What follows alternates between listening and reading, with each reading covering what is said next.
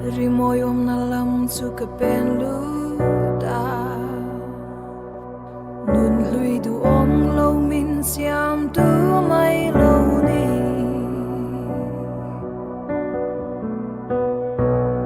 ka leilom na zong min lak sakin